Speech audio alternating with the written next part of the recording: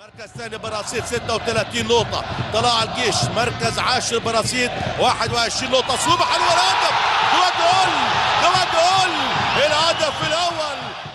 ومحمد شعبان مرون يحطها جميلة جول. حطها روعة على الشمال. ومحمد شعبان ما زال عادي الكرة. آخر فرصة. إمكانية التصويب.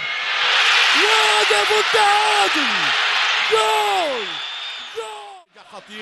خطيرة العرضية الجميلة وسابوا الهدف جول الهدف الأول للنادي الأهلي المصري. بن شرقي على طول عالية راسية تعدي خطيرة اللمسة هوبا التصويب والهدف الثاني جول الهدف الثاني.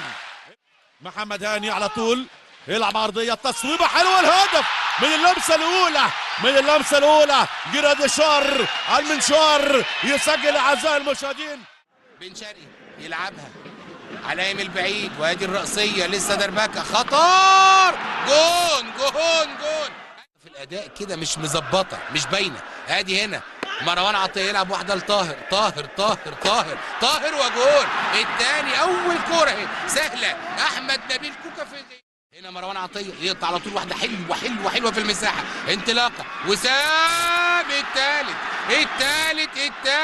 وسام أبو علي من إمام على طول. مروان عطية أحلى ادي اهي إمام الشحات قال له حط أنت وحط الشحات موجود في المكان والزمان.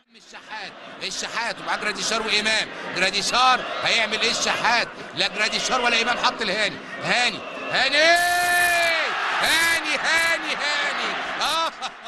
على حدود المنطقة مثلثات وسام اتحرك هيعمل ايه؟ بيلعب كرة عرضية ودي لقطة جميلة.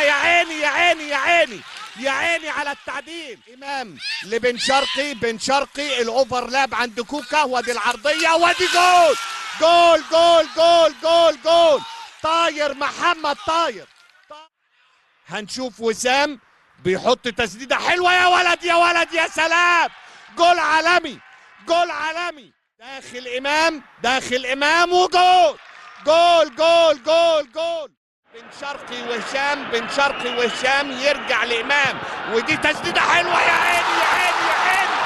عيني على السطور. هدف عالمي مره ثانيه كوكا لمروان الكره المتسقطه. يا سلام